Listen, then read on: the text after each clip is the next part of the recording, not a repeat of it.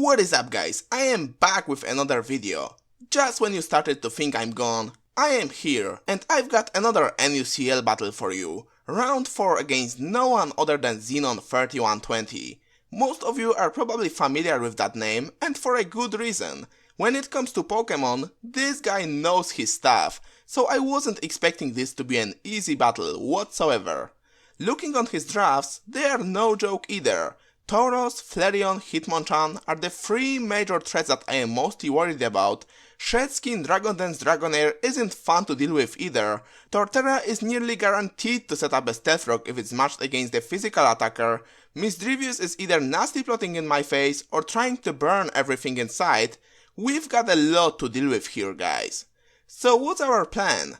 Honestly, it's the same general idea I've used against Jack and the same team too, with a few minor changes, the most important being restocking Peppa in place of Assault Vest 1, and this battle was where it truly proved its usefulness.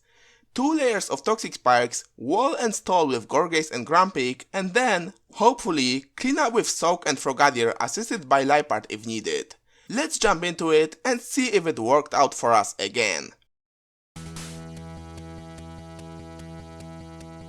You already know what I'm leading with. We are wasting no time and getting those T-Spikes up immediately. Well, not really. I'll be honest here, I kinda cheated this battle, because Jack has battled Xenon in round 1 of NUCL and has uploaded a video of that battle before I got to face him, so I knew that this is most likely the same Assault Vest Bolt Beam variant that Xenon has brought against him, which is why I decided not to be reckless and switched to Grumpig to scout. He decides to switch as well though, probably not wanting to reveal his set right away and goes to Flareon. By the fact that he didn't get poisoned by Toxic Orb upon switch, I figured that it's not a god set, and in that case, Grumpig should be a decent answer for it, so I stay in to see what he goes for. I also end up being faster than him, because Grumpig is surprisingly fast for what it is, a pig, but that does tell me that he has no or little speed investment, so perhaps this is another Assault Vest user on his team.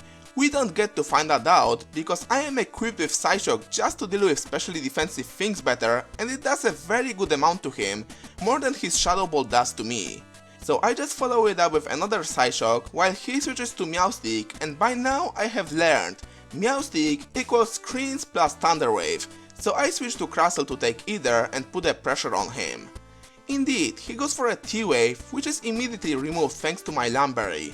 Then he decides to go for a Reflect, probably afraid of me going for X-Scissor right away, but I just set up my Stealth Rocks instead, which also play an important role in my strategy. The more residual damage, the better. He then goes for a Psychic, but takes a knockoff in exchange, which also means no more 8-turn screens for him. I then decide to save Crustle for later and go back to Grumpig to take another Psychic, and although he predicts that and switches it up to a Shadow Ball, Peppa still eats it up, no problem. He then goes for a T-Wave again. Oh no guys, what are we going to do now? How about clicking rest and recovering all of that delicious HP? Look, nothing happened, Peppa is chilling and so are we. He decides to keep spamming Shadow Ball, hoping for that Spedef drop.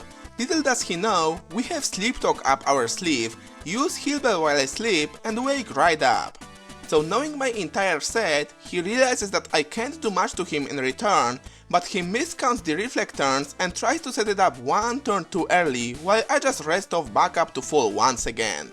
Hoping that he will go for a Shadow Ball on the following turn, I switch to Soak, knowing that knockoff is a 2-hit KO from this range even behind the Reflect. He however sets up a Reflect on my switch, so now I don't want to stay in here anymore as I know T-Wave is coming my way, so I go back to Grumpig, and finally he has had enough of this thing and switches to Misdreavus to deal with it. At this point I decide to defodder my Crustle so that I get a safe switch to Frogadier.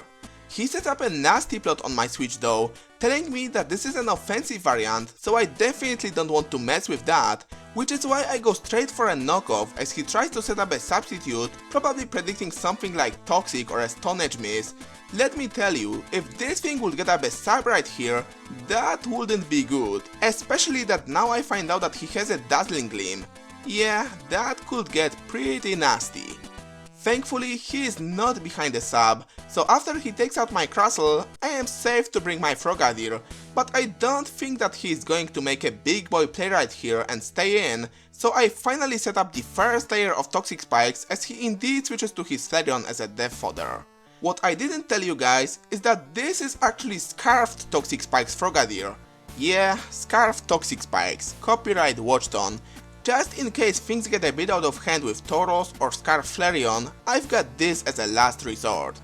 What that means right now though, is that I can't just finish him off right here, so I switch to Grumpig again, take another Shadow Ball, but he does get that Spadef drop, and now staying in is a risky gamble, so I switch again to Liepard to take another one. He decides to switch to Hitmonchan and uses his Lamberry before I knock it off, but that means that Gourgeist should have a relatively easy time walling this thing, even if it is carrying an Ice Punch. I switch to my Pumpkin as he indeed goes for an Ice Punch predicting that, but without the Life Orb I take only around 30% from it after lefties, so just like Grumpig, it can sit here, take all of these hits and recover the damage with Synthesis, although if I get freezed at any point, my plan pretty much falls apart. Thankfully, luck is on my side today. He doesn't get a freeze or a crit with any of those Ice Punches, while I get a crit with Shadow Sneak, as if I asked for it, and after about 10 turns of Ice Punching, he finally gives up and goes to Lapras, figuring that I don't have a Seed Bomb to threaten him with. He gets a crit of his own with a Freeze Dry as I go back to my Grumpig, but it makes zero difference. Peppa still eats it up. I then Sleep Talk a rest as he goes for a Surf, but it still isn't enough to take me out before I wake up, especially that I am faster and rest off on the following turn before he even hits me with another one. Meanwhile, Poison does its job with every turn, so eventually Lapras bites the dust while our Peppa still sits here comfy at 80% of health. Toxic Stall ain't pretty and it ain't fun, but it does the job for us right now, and that's what counts. In comes Luxray for the first time, but we've got just the thing to put it to stop, this mainly being due to the fact that it's holding a Rocky Helmet for some reason. I honestly think that all Xenon needed this battle was some real brute force. I am talking Guts Flareon or Luxray, Life Orb Hitmonchan, Life Orb Tauros, Modest Specs Lapras with Hydro Pump, but this right here is a weak crunch. This ain't cutting it, man. You gotta bring big guns to deal with thick walls, you feel me? Now what is that? HP Ice? I gotta be honest, you almost got me with that one. Almost. But now that most of his stuff is weakened down, we can start cleaning up the field. Another HP Ice is not enough to take out Sweet Little Lies from this range, and it's about to do just that to his Flareon and make it 2 for 2 against Hitmonchan. The only reason why I didn't go for the third kill on Meowstic is because I want to preserve Liepard for a better final score, so I go back to Gourgeist as he TOAs me, don't get fully paralyzed on the following turn, and Meowstic is down and out as well. Misdreavus joins him on the next turn after another Shadow Sneak, and even if I got fully paralyzed here, Frogadier and Soak are both ready to finish the job from there. Speaking of the former, I decide to bring it in on the last kill of the game, sensing that my luck limit is running out and a full para is coming my way. So here come Blue Fists of Death, easily take HP Ice, quick close combat, and that is the game. Good game, Xenon. I kinda felt bad for stalling the hell out of your stuff. I know from experience it's the worst kind of game to go through, but as I've said, this could have been avoided with a bit more power on your side. I shouldn't be shaking off these hits as easily as I did. Anyway, hope you guys enjoyed the game, even though it was slower paced than usual. If so, remember to rate and comment the video, and as always, I see you all next time.